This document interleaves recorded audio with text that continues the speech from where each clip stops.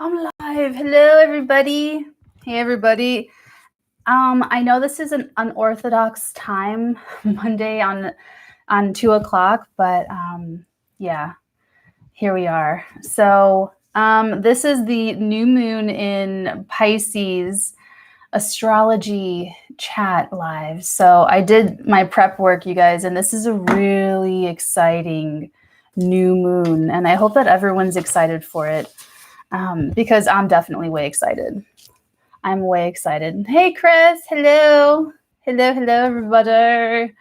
Okay, I kind of want to get is that okay? I kind of don't want to let the room fill up, or should I let the room? Hey, hello. Hi, Capricorn Emperor. I kind of do want to just jump right into it. Is that okay? I think that's okay. Okay, hold on. Hope everyone has their drinks, their beverages, their coffee, or if you're cutting out coffee or tea. Hey, Jeff. Hey, everybody. Martelli. Oh, lots good. Oh, thanks. Thank you. This is secondhand. It has a little rip in the back that I keep forgetting to repair. I have lots of thread. I have to go buy needles, but I like it too because it's so galactic. Thank you. Thank you. Thank you, Art. Thank you. Thank you.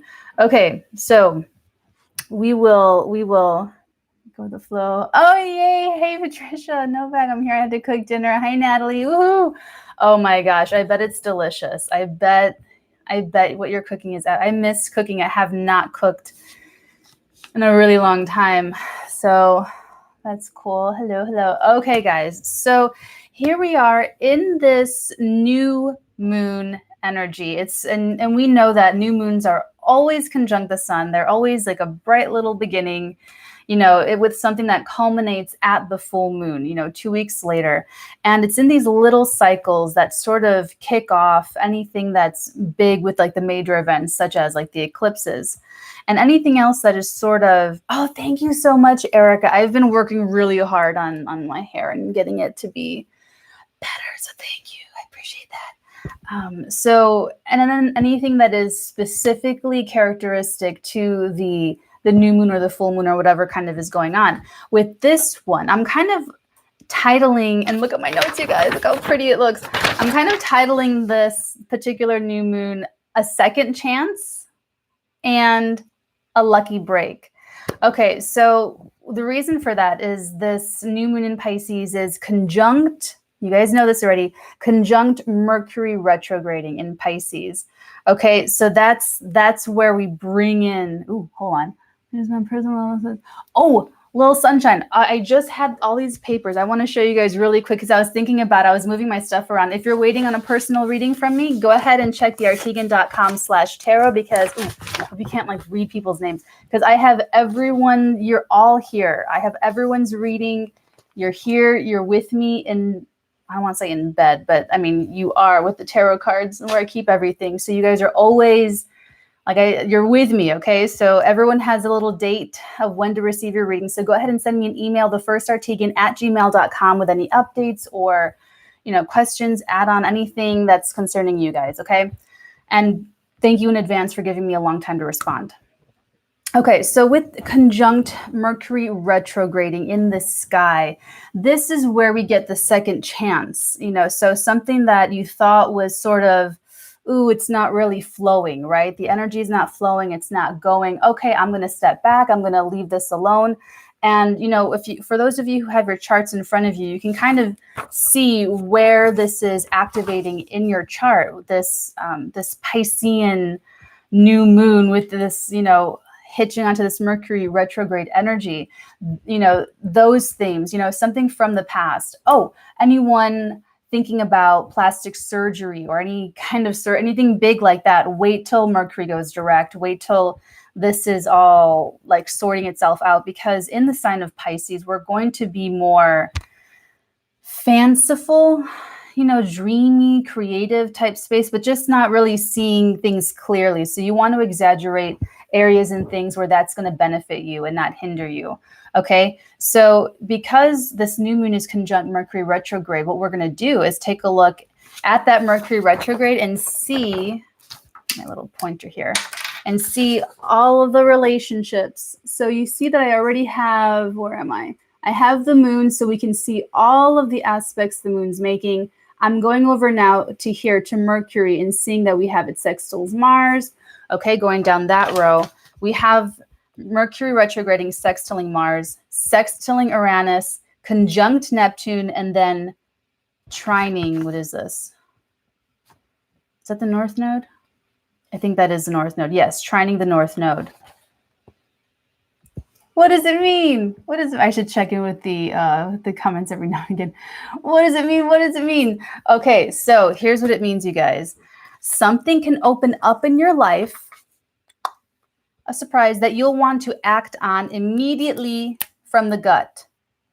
There's no air being activated in this current configuration, the energies we are in right now. No air. It's all earth. It's all water. There's little itty bitty Venus in Aries, which she's not comfortable in Aries. And I'll get to Venus in a second. Not real, but there's no logic. There's no debate. There's no, I'm the King of Swords, this Queen of Swords. No, it's like it's going to be very gut oriented, spirituality oriented. You're going to be wanting to go with the flow, going with the feeling of it.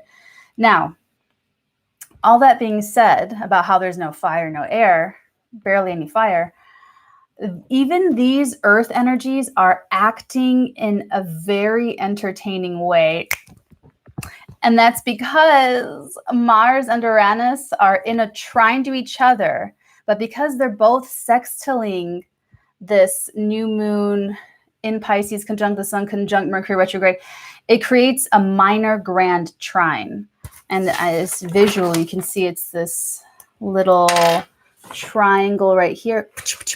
Okay, so what does that mean, Natalie? Well, it's a really great boost to the energies. So the trine between Mars and Uranus, this is like the energies are so easy and so fluid. It's almost like a given, like it falls right in your lap. And because they're both sextiling this new moon, that's the focal point of all of that energy. Okay.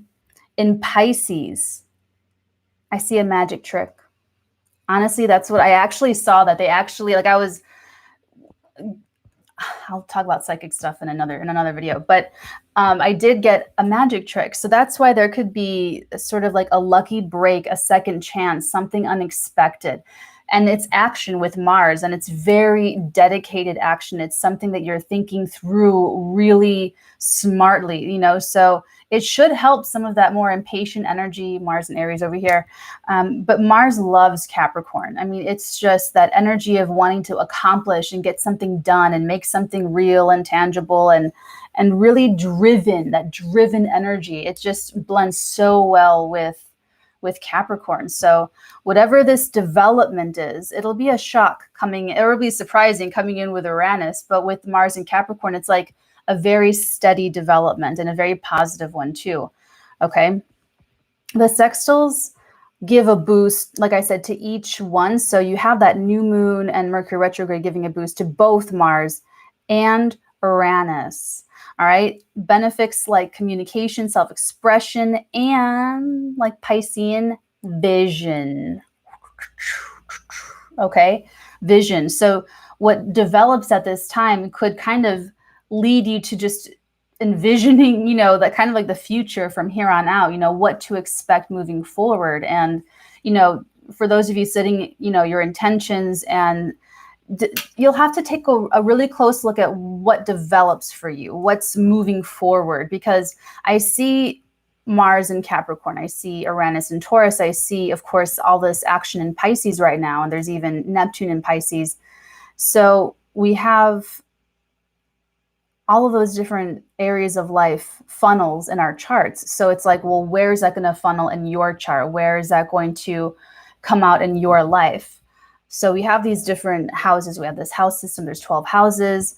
You know, we have all these different signs and energies. So that's where you're going to want to look. So those of you who have, where did I write it down?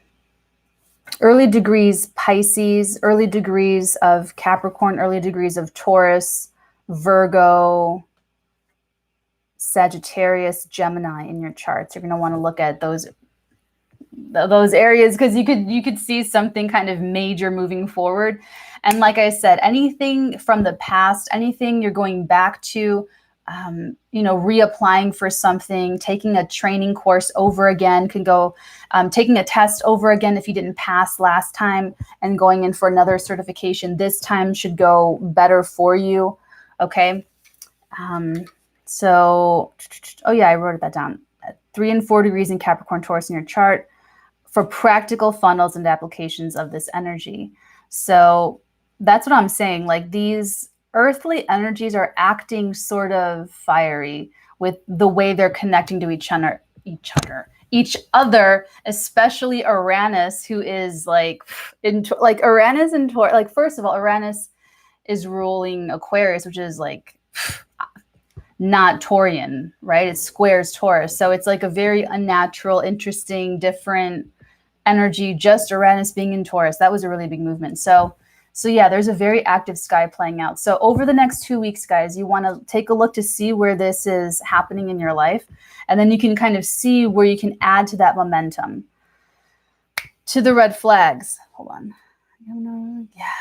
Okay. So the red flags are Mars, because in this cycle with this new moon, Mars is actually square Chiron. Sorry, I'm distracted by my hair. I look like one of those serial killers that lives in their mom's basement. And I have that like mama's boy. Okay, anyway, sorry. So the red flag is Mars square Uranus. Okay, so Mars will, it's Mercury retrograde. Mars will square Chiron. So what that means is you could be a little bit raw or edgy moving through these energies, moving through these developments. So just watch yourself for any triggerings. I feel like Mars can be sensitive. Mars can be triggery, a little like adrenal. And that'll also depend on where you have Mars in your chart. So if you're naturally, let's just throw out some Mars placements here. I have Mars in Aries. How about you guys? We're the best.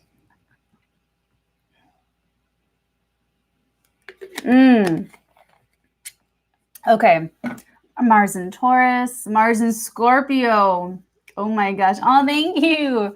Okay. So now Mars in Taurus, who's got that Mars in Taurus? Capricorn Emperor. Okay. So you are working really well with this energy. You are used to applying steady pressure and steady thought onto your goal. It's sort of like, that's so funny. My little sister has her Mars in Taurus, and she just like she doesn't let off until she gets it, and it's so effective. It really does. It's just like you get worn out. You just get worn out. My Mars in Aries, I'm like, and then I'm like on to the next thing. So it's just really funny that, yeah, Mars will be squaring Chiron. Let's see. So Chiron will be is in Aries. So Capricorn Emperor, wherever you have 3 degrees Aries in your chart, you can expect to feel a little bit prickly or challenge, and Aries right before Taurus. So yeah, your sense of what you feel like you can accomplish will be sort of like limited, like you want to do more, but you kind of can't. So, but you'll be working with that better than others because you're kind of already used to that slow burn type of energy. Okay, cool. Very cool. And then Mars in Scorpio is kind of, those are both fixed signs, Taurus and Scorpio. So Patricia, I mean, Mars in Scorpio is like, I'm not going to let it. I just see this sort of like turtle clenching like a boot in its jaw, like one of those little turtles that grows to be like a dinosaur turtle. And it just doesn't anything with a jaw, it just kind of doesn't let go is what I get for like Mars and Scorpio. Okay. So yeah, you might have to really push yourself through familiar obstacles, because that Mercury retrograde again is going to be bringing energy up for the sole purpose of working through it. It resurfaces to work through it because we didn't work through it before.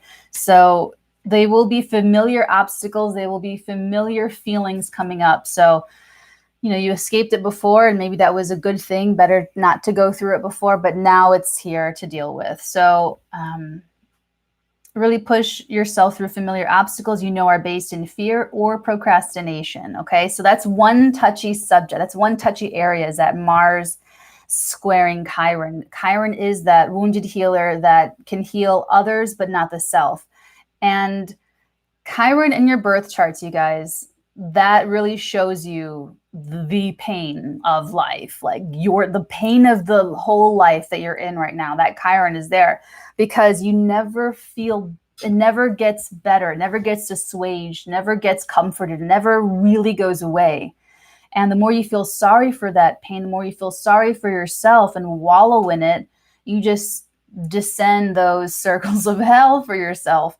The point of it is to kind of embrace that, accept it, live with it, and then use your wisdom of that experience. Like, I know this pain, and using it to heal others in that specific little vibration of pain.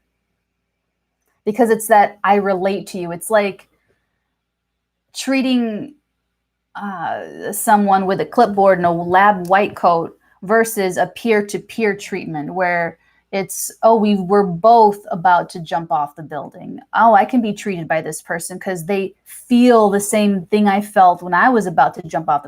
It's like that. What am I talking about? Astrology. I swear, astrology, you just go into so many different little capillaries. Okay. Chiron is in 16 degrees Aries. Okay, Capricorn Emperor. So 16 degrees Aries. Let's see if that's being activated here with this. Yeah, Jupiter squaring it. That's all I can pick up. Venus is conjuncting it. Interesting. Well, you'll have to take a look and see what else is aspecting that.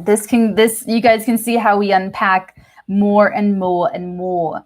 So, okay. Oh, I'm not done yet. Okay. So last but not least, you guys, this is a little bit, I did kind of lead with the really exciting stuff because it's the strongest influence. These are still influences I just want you to be aware of. But last but not least, we have an interesting source of discomfort with this new moon energy. So all this is going on in Pisces, this new development, something shifts in a long-standing issue, something that has been sort of blocked or otherwise not really gaining traction. There's a second chance in something from before, or there's a lucky break in something that's sort of been stagnant, sort of surprising coming out of the blue. You could be very surprised how you benefit when you let go with the flow is the overall theme of this new moon.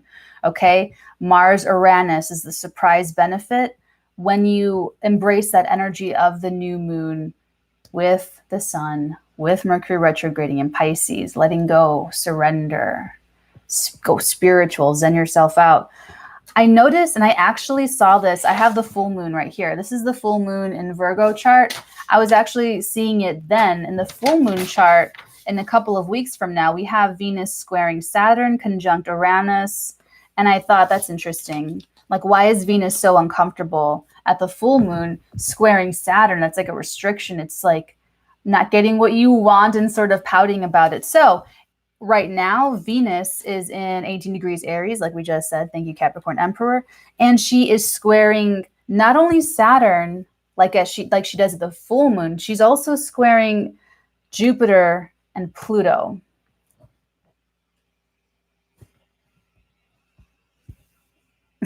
Yikes. Ouch. There's somewhere in your life where you are not feeling loved, you are not feeling appreciated, you are feeling taken for granted, you are feeling like left out in the cold, you are feeling insecure, not sparkly, not pretty, it's Venus is floating out there in fire sign Aries, and she's just like, by the time the full moon rolls around in a couple of weeks, she will have moved forward and have actually passed, where is she? Yeah, she will have passed Uranus. She will not be squaring Jupiter and Pluto. She will be still squaring Saturn. So at the new moon, whatever's coming around, this lucky break, the second chance, whatever's going on in that part of the sky, right next to it in that next house over, Venus, there's a part of you, there's a part of your life, there's something going on where you're still just feeling totally insecure. you know, it's part of something's going great and you're like shaking hands and doing stuff and you're like, I feel totally, I'm not comfortable, or like, or it's something where you feel, I don't want to say disenfranchised, but you don't feel empowered. You don't feel like things are moving fast enough, or that you don't have as much power as you like. You can see it. The vision is there with the Pisces and the new moon, and you know, even Mercury retrograding, bringing something back. So it's something that you've already been thinking about. You've already been visualizing, and it's coming back, and you're getting excited for it. And you're like, oh my God, you know. So it's more frustrating now. So the frustration you're going through now, I'm trying to send us guys again. I send kisses to everybody. Mwah. All my guys and my girls. Everyone gets internet hugs and kisses. Lots of Aquarian internet affection. This is the time that it's going to be the most uncomfortable. That's what I want to stress, is that right now Venus is being squared by Jupiter, so the feelings are magnified. Squared by Saturn, the restriction, the powerlessness. It's like you could even be separated from your lover or your spouse or your family. You could even just be sort of, you know, your career so strong, you can't see them. Their careers and lives are so strong, they can't see you. You know, but like responsibilities and other commitments sort of getting in the way, or, you know, just something really heavy there. And that sticks. That will stay through to the full moon in a couple of weeks. So don't expect that to, sorry, it's like really bothering me now. Don't expect that to let up. That'll still be like on you, that responsibility. It could even be that you want to go play and you want to go, you know, live out the fantasies that are coming up at this new moon time, but you have responsibilities, but you have to go back and honor all those things. But like I said, she's not squaring Pluto anymore.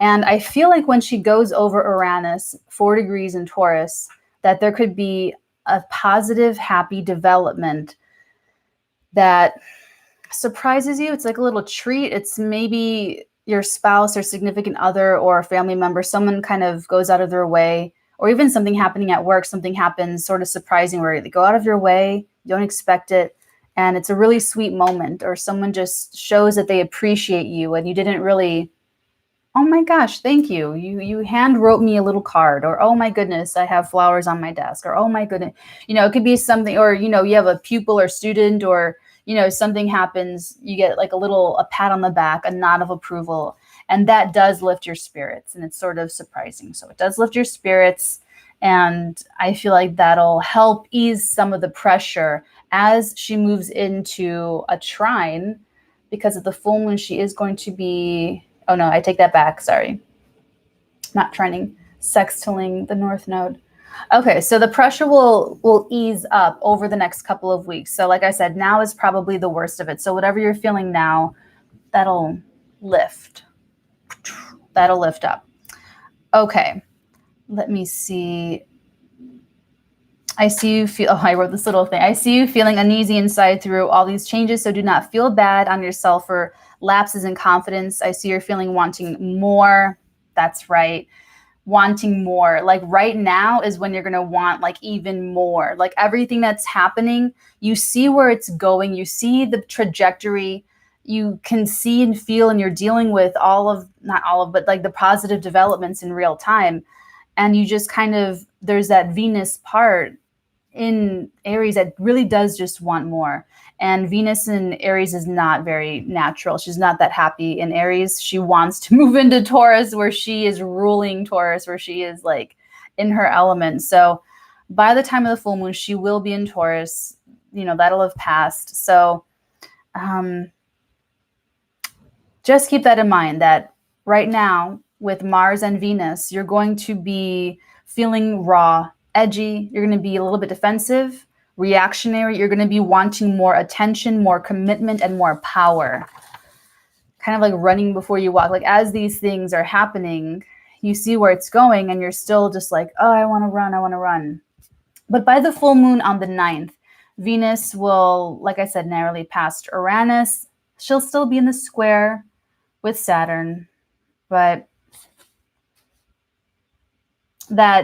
that moment where she passes over Uranus, that 4 degrees Uranus, that will give you enough now to encourage you to see this through, to like kind of keep going.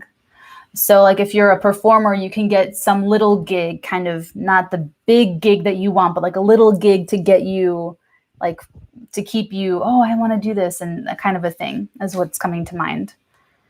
Okay. Oh my gosh. That was so good. 25 minutes. See, look at that. All these organized notes. Does anybody have any questions for me at all? I just want one last time. The overall is a second chance, something coming from the past, a lucky break with something that you've been trying to get going, trying to get through. And overall, you could be very surprised how you benefit when you let go with the flow. Mars and Aquarius. Vibrations. Oh, you're welcome, guys. You are very welcome.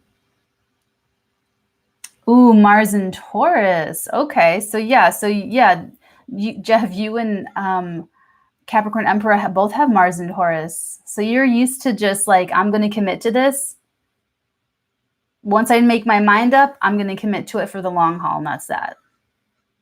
Mars and Taurus is pretty committed. Let's see. Aw, high five. Thanks. Me too, Mad Taurus. Aw, just don't get frustrated with yourself. Like I said, you guys could be feeling a little bit, and this is all of us, by the way. Like this is just happening in the sky. Mars, you know, in that kind of relationship with Chiron. So it could really be activating little things in our spaces that we just didn't even know were triggers for us. So my attitude is I'm just trying to go as slow as possible, because it's so much more helpful with Mars in Capricorn to be thorough, methodical, and making it really perfect. That's the thing is, anyway. Oh, I have to get one, all vibrations. I really do have to get an address. I'm sorry, it's on my list. It's all me. I run the channel and the website and like everything. So I know my list is like super duper long of things I have to do. I command my free will. Absolutely, Patricia. Oh, Mando V, thank you so much for the $3. Thank you. My hero, you guys are sweet. Thank you. I'm just glad that we all like the same stuff. Like, you know, I like this stuff. You like this stuff. It's just a nice little, we click. I like that. Okay, everybody. All right, guys. I'm going to head off. It's getting really warm in this particular corner that I'm in. If you guys think of any other questions or any suggestions, feel free to email me, thefirststtegan@gmail.com. Like I said, thank you in advance for giving me lots of time to respond. If there's anything else, the tarot class, that's like April 23rd. That's like a really long time away. So I'll be having I'll have stuff about that later. Oh, I still have to do the Mercury retrograde video. I'm sorry, guys. I'll do it. I swear. All right, guys, but take care. If I think of anything else, I'll hop on. You guys have a great day, and I will see you guys at the full moon in Virgo. All right, guys, take care. Bye. Bye.